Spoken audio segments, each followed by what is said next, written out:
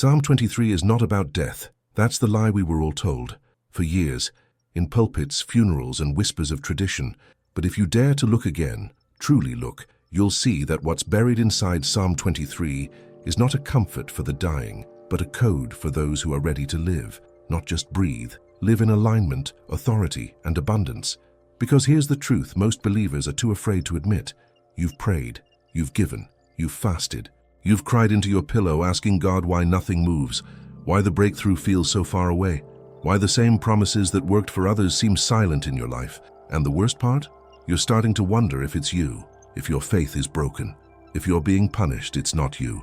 You were just never shown the full picture. Because hidden in this psalm, this ancient song whispered by shepherds and kings, is a line that changes everything. It's not at the beginning, not where you'd expect.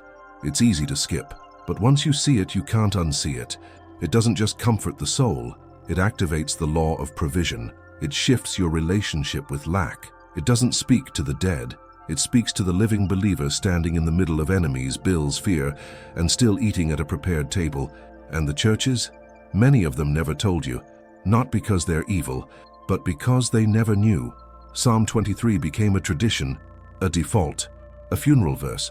But it was never meant for the grave. It was written for the warrior, for the dreamer, for the believer in the valley of shadows, who still walks like a king. You are not broken. You are not forgotten. You are not poor in spirit or pocket. You're just one revelation away from realignment. And in this video, I'm going to walk you straight to that hidden line. I'll show you the exact moment Psalm 23 turns from poetry into prophecy. And if you stay until the end, I'll reveal how this line, misunderstood for centuries, carries the exact vibration, the exact alignment that's caused many to see breakthrough in less than 3 days. Not because it's magic, but because it's truth, finally seen. Don't skip, don't scroll. Because this time it's not just another verse, it's the one they never wanted you to read with open eyes. Let's begin. If something inside you is already shifting, if this is helping you see Psalm 23 and maybe even your whole faith with new eyes, tap the like button. Not just for me, but so the algorithm understands that this message matters, that there are believers out there who still care about truth, about depth, about scripture that transforms. And when you do that, this video reaches others who need this moment as much as you do. Let's make sure this light doesn't stay hidden. Most people read Psalm 23 as poetry, but to David it was warfare strategy. Let's go back. David wasn't writing from a palace. He wasn't sitting in a golden throne with worship music in the background. When scholars believe Psalm 23 was first penned, David was either on the run from Saul or freshly out of the trauma of battle. He had no crown, no bank account, no guarantees. He had a cave, a staff, and the memory of God showing up when no one else did. Now here's where it gets deeper. Archaeologists and historians who've studied the Judean wilderness, the very landscape David would have crossed, found that the valley of the shadow of death wasn't just poetic language. It was a real, physical place. A narrow, dry gorge called Wadi Kelt, filled with violent winds, sudden floods, and the constant threat of ambush from enemies and wild beasts. David wasn't writing metaphor. He was recalling trauma. Now pause for a second. How many people watching this feel the same way? Bills pressing in, enemies you can't name, silent spiritual storms, and no one coming to help. You're in your own Wadi Kelt, and just like David, you're trying to survive with a song on your lips and fear in your bones. But now comes the part no one talks about. In verse 5, David suddenly shifts from fear to feast. And this is the line most churches never explain. You prepare a table before me in the presence of my enemies. Psalm 23:5. Now in English it sounds poetic, but in Hebrew, the original language, the word table, shu here, is shulchan, elhan, which doesn't mean a literal dining table. It was a sacred space of covenant, a symbol of provision and legal agreement between a king and his guest. In ancient Jewish culture, when a king set a shulchan before someone, it wasn't just a meal, it was a declaration. You are under my protection. My provision is yours. No enemy can touch you while you're seated here. That changes everything. David isn't celebrating food, he's recognizing a spiritual contract. While enemies circled, while fear roared, while lack knocked at the door, God didn't send an army. He set a table. And here's the part no one tells you. In the ancient Middle East, eating at the king's table meant you had legal right to resources, including land, livestock, and financial provision. David understood this. He didn't just feel safe, he felt reinstated as royalty, even while hiding in a cave. And you've been taught to read this verse at funerals, but it was written for those still fighting, still breathing, still believing. This is not about dying. This is about living in alignment with the covenant of provision that God extends to every child who dares to sit down even when enemies are watching. And when you claim this covenant, something begins to shift. Not just in your emotions, but in your atmosphere. Because prosperity in the Bible was never about greed, it was about proximity to the King. And that's the revelation hidden in Psalm 23. Not comfort for the dead, but authority for the living. This shows that biblical prosperity isn't greed, it's alignment with God's purpose. True biblical abundance is not about greed, ego, or self-indulgence. It's about alignment with divine purpose. The idea that poverty is somehow more spiritual is not only misleading, it's unscriptural. Throughout the entire Bible, from Genesis to Revelation, we see a consistent pattern. When people align with God's covenant and walk in obedience, provision follows. Not always in the form of luxury or excess, but always in the form of sufficiency with impact. One of the most overlooked verses in this conversation is Deuteronomy 8:18. As Israel stands at the edge of the promised land, Moses reminds them, "But remember the Lord your God, for it is he who gives you the power to produce wealth, and so confirms his covenant, which he swore to your ancestors, as it is today." This isn't a metaphor, it's a declaration. God gives power to produce wealth, not to hoard, but to confirm his covenant. That word confirm is crucial. It means he uses visible provision to affirm his invisible promises. It's not about materialism, it's about manifestation. God designed provision to follow purpose. Fast forward to the New Testament and we find the same principle in 2 Corinthians 9:8.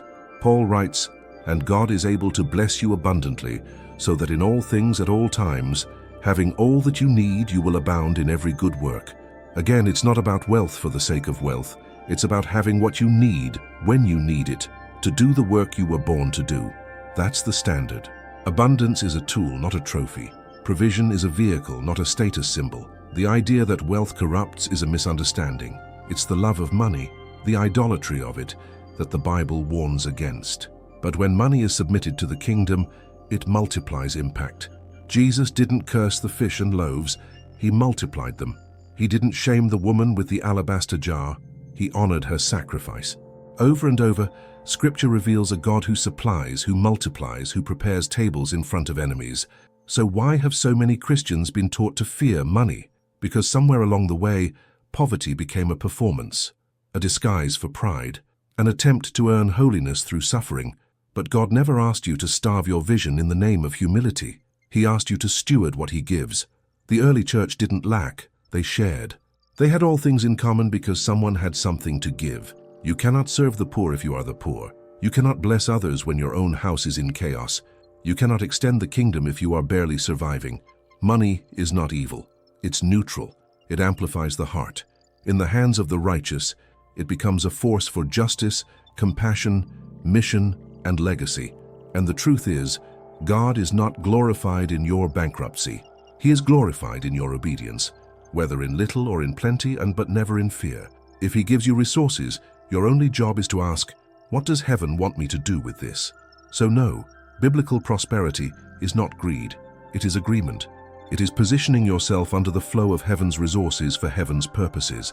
And if something inside you feels that if this message has cut through years of confusion or guilt or fear, then write it below. Not for hype, but for alignment. Comment, "I receive." Let those two words become your first act of agreement with truth, not superstition, not emotionalism, just Scripture, finally seen for what it really is, a father's open hand. Let's be honest, this whole conversation about faith and finances, it's complicated. Most Christians feel it but don't talk about it, that tension between trusting God and needing to pay the bills, believing for miracles, but watching your account drop into the red, wanting to be generous, but feeling guilty for wanting more. If you've ever wrestled with that silent pressure, you're not alone. I've been there too. There were seasons where I truly believed lack made me more spiritual, that if I struggled, God would see how serious I was, that if I had just enough to survive, it meant I was holy enough to be used. I thought abundance was for someone else, people with connections, better theology, or a different calling. And I can't tell you how many nights I went to bed wondering why provision felt delayed, wondering why my faith was strong, but my fridge was empty. And in the quiet, I started to question, was I broken, forgotten, or just wrong? But then something shifted, not in my bank account, but in my heart. I started to realize that maybe, just maybe, it wasn't that I lacked faith. Maybe I lacked permission. Permission to want more without shame. Permission to desire stability, clarity, overflow, not as a luxury but as a responsibility. What if the desire for financial peace wasn't greed, but a whisper from heaven that says, you were never meant to just survive. You were called to manage what others can't. And that changed everything. Because here's the truth, it's not unspiritual to desire financial stability. It's not unholy to want to breathe again without fear of next month. What if your desire for order is God calling you to become a steward? What if the weight you feel isn't a curse, but a calling? So let's get honest. I want to give you a framework, just a few questions, that helped me shift from guilt to grace and from fear to focus. Ask yourself, 1. When I think about money, do I feel peace or pressure? 2. Have I confused being humble with being afraid to receive? 3. Do I believe that financial wisdom is a spiritual discipline or a worldly distraction? 4. If God gave me more tomorrow, would I be ready to manage it well? Take a breath. Sit with those questions. Write them down if you need to, because sometimes the breakthrough isn't about asking for more, it's about getting ready to handle more without losing who you are. And if your heart is beating a little faster right now, if your chest feels tight or your eyes are stinging, that's not just emotion. That's confirmation. That's your spirit recognizing truth. This moment is not about hype, it's about alignment. Maybe you've been walking with God for years, but deep down you still feel stuck between faith and fear when it comes to money. Maybe you've given, served, sacrificed, and you're still waiting for the release. Maybe you're just tired of pretending you're okay with lack when you know you were called for legacy. You're not greedy. You're not broken. You're just waking up to responsibility. And the weight you feel, it's not too much, it's the exact measure God gives those He can trust. So if something inside you is opening, don't rush past this moment. Sit with it. Let the questions echo. Let the tension teach you. Because vulnerability is the birthplace of vision. And from here, we build. So now we come full circle. Psalm 23 was never about death. It was never meant to be whispered at funerals or read as a comfort in the final moments of life. It was always about the table, the covenant, the feast in the face of fear. It was a declaration of divine provision, not after life ends, but in the middle of your real daily battles. That line, "You prepare a table before me in the presence of my enemies," takes on a whole new meaning when you realize it was never passive comfort. It was active positioning. A table set by the king, not in private, but in full view of your struggle, your enemies, your debt, your doubt. Now that you've seen this with new eyes, don't let it end here. Let this revelation move from inspiration to transformation. And that means taking action. Here are 3 things you can do this week. First, take 5 minutes every morning and read Psalm 23. Slowly, out loud, as if you were there. Replace fear with faith. Let the words anchor you in truth. Second, write down one area of your life, financial, emotional, or spiritual, where you feel surrounded by enemies. Then declare, with full authority, "A table has been prepared for me here." Third, choose to stop apologizing for your desire to grow, stabilize, and prosper. Stop shrinking in the name of false humility. God does not anoint what we deny. He anoints what we are willing to steward.